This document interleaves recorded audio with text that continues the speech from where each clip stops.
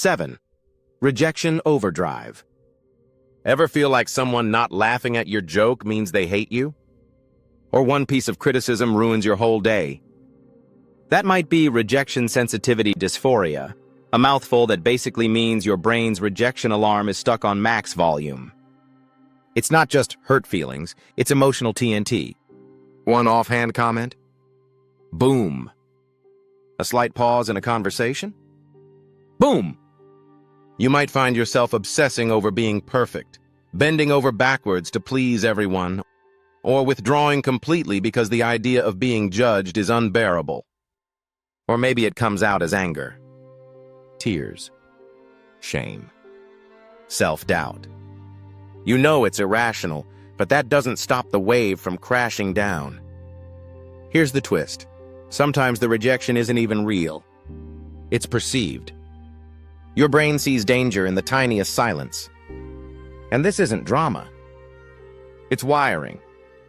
Especially common in people with ADHD. It's not about being too sensitive. It's about a nervous system that's on edge, constantly scanning for threats that aren't there. 6. Compulsive body habits. Let's talk about those weird little habits. Nail biting, scab picking, hair pulling. They seem harmless until they're not. These are called body-focused repetitive behaviors, BFRBs, and they're not just bad habits. They're coping mechanisms your brain develops when it's overwhelmed and under-resourced. You might bite your nails until they bleed, or spend hours picking at your skin, not even noticing until you see the damage. Some people pull out their hair, strand by strand, leaving bald patches they desperately try to hide. It's not about appearance. It's about relief. For a few seconds, these actions feel like release. And then come the shame, the guilt, the hiding. And the cycle starts over. These behaviors are not choices. They're responses, often tied to anxiety, OCD, or trauma. The brain screams, "Fix this," and your hands obey, even when you don't want them to. The good news? There's help. But first, you have to stop calling it just a habit. It's your brain waving a red flag. 5. Stuck in rituals. We all have routines. But what if skipping one felt like doom? Maybe you have to tap a doorknob 3 times before leaving. Or arrange your pens just right or you can't think. Or wash your hands over and over, not because they're dirty, but because your brain says so.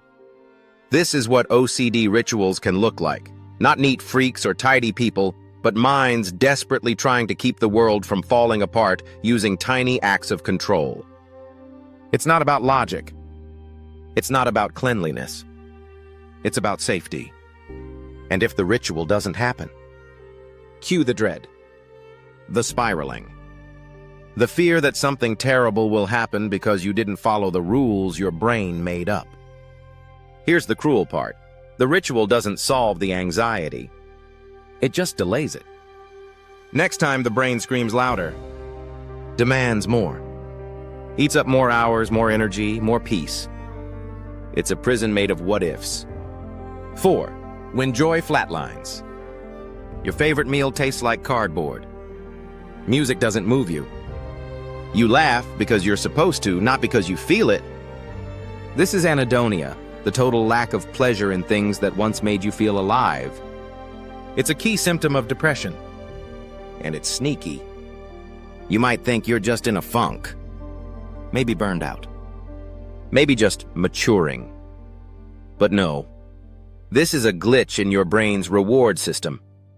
The part that's supposed to light up with dopamine, it's flickering. Or completely off. There's social anhedonia, where people exhaust you instead of energize you. And physical anhedonia, where touch, food, movement feel numb. This isn't just sadness. It's emotional frostbite. And if you feel it, you're not broken. You're hurting. And it deserves care. 3. The reassurance loop. Ever ask someone, "Are you mad at me?" and then ask again 5 minutes later? You're not being needy. You might be stuck in a reassurance trap. It goes like this. You feel anxiety. You look for someone to calm it. They say, "It's fine." You feel relief, briefly, then the doubt returns.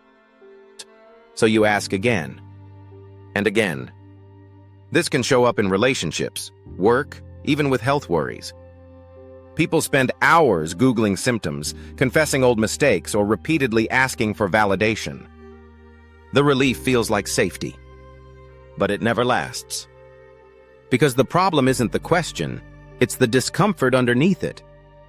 And the more you ask, the more your brain learns, I can't feel okay unless someone reassures me. That's not attention-seeking. That's a coping mechanism wired by anxiety and OCD. The brain's just trying to survive a world that feels too uncertain. 2. Frozen by choices. Ever scroll Netflix for so long you forget what you even wanted to watch? Or stare at a menu like you're defusing a bomb? This isn't just being indecisive. This is decision paralysis, when choices feel so overwhelming your brain locks up. And we're not talking big life choices. Even deciding what to wear can feel impossible. Your brain starts running simulations of every possible consequence. What if I regret it? What if I disappoint someone? What if this means I make the wrong life choice and ruin everything forever? Suddenly ordering lunch becomes a moral crisis. This kind of freeze response is common in people with anxiety. And it doesn't mean you're flaky or slow. It means your brain equates wrong with danger. So it stalls. And the longer it stalls, the harder it becomes to act. 1. The catastrophe brain.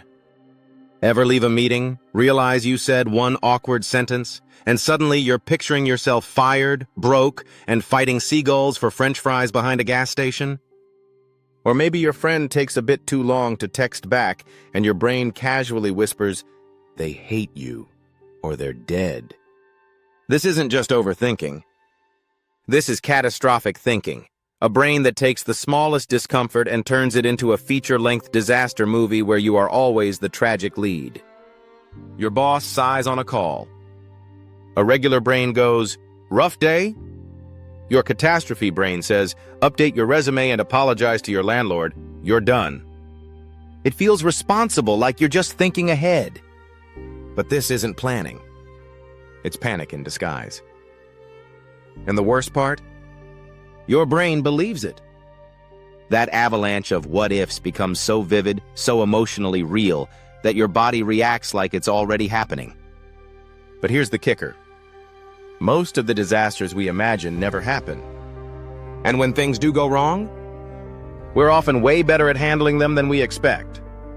Still, good luck convincing your brain of that when a typo in a Slack message makes you question your entire career. So what's the point of all this? None of these behaviors mean you're weak. They don't make you broken. They're signals. Clues from your brain that something deeper needs attention. And the first step isn't fixing them, it's noticing them. Getting curious, not judgmental. Because awareness is how change begins. If you resonated with anything in this video, type "relate" in the comments. Let's normalize talking about what our brains are really doing, even when it's weird, messy, or misunderstood. Don't forget to like, subscribe, and share this with someone who might need it today. Take care of yourself. And take care of your mind.